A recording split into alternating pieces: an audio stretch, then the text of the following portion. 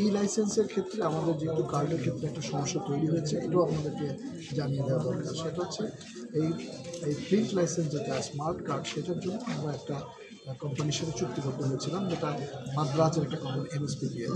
আমরা সেই কোম্পানিকে আমাদের চুক্তি থেকে বাদ দিয়ে দিয়েছি।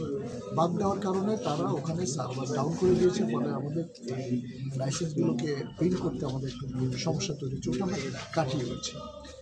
এখন আমাদের নতুন একটা কোম্পানিকে বা দেশীয় কোনো কোম্পানিকে আমাদের এই কার্যক্রমটা দিতে হবে স্মার্ট কার্ডের।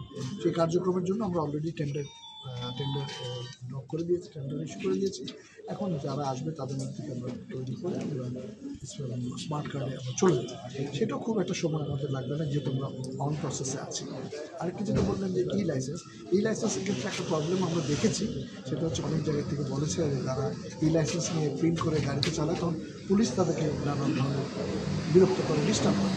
আমি পুলিশের উদ্যোগের কর্মকর্তার সাথে কথা বলেছি এবং অফিসিয়ালি একটা চিঠি সব সেক্টরে দিয়ে দিয়েছি যে যারা লাইসেন্সের ওই কপিটা দেখাবে তারা নির্বিঘ্নে গাড়ি চালাতে পারবে। সুতরাং তার লাইসেন্স কিন্তু লাইসেন্সই তার মূল লাইসেন্স, সুতরাং এটা দিয়ে তারা কার্যক্রম করতে পারবে।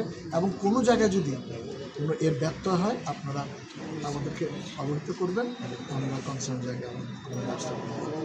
আগে বরাদ্দ ছিল, সেখানে 5 লক্ষ টাকা দেওয়া হবে, এটা একটা পারিবারিক সাহায্য, এটা অনেকটা কাজে লাগবে আমি মনে করি। আমাদের জেলা পুলিশ, আমাদের ট্রাফিক পুলিশ, আমাদের জেলা প্রশাসন এবং আমাদের PATA বাস মালিক সমিতি আমরা কয়েকবার এখানে মিটিং করেছি, কিভাবে সড়ক দুর্ঘটনা প্রতিরোধ করা যায়, কিভাবে আমরা রোডের যে ট্রাফিক আইন বাস্তবায়ন করতে পারি। এই জন্য আসলে সকলের সমন্বিত একটা উদ্যোগ দরকার। যারা আহত হয়েছে বা নিহত হয়েছে তাদের সেই আহত বা নিহত হওয়ার ক্ষতি কিন্তু আমরা পুষে দিতে পারবো না, বা সরকারের পক্ষ থেকে বা BLT-এর পক্ষ থেকে যে একটি আর্থিক অনুদান সেটি আপনি নিজ হাতে পৌঁছে দেওয়ার জন্য এখানে আমরা করছি।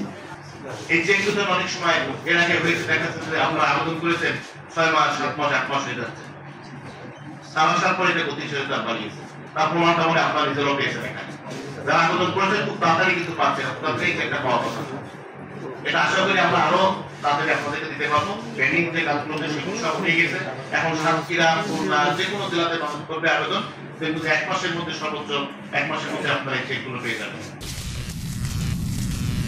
Voice of Tiger.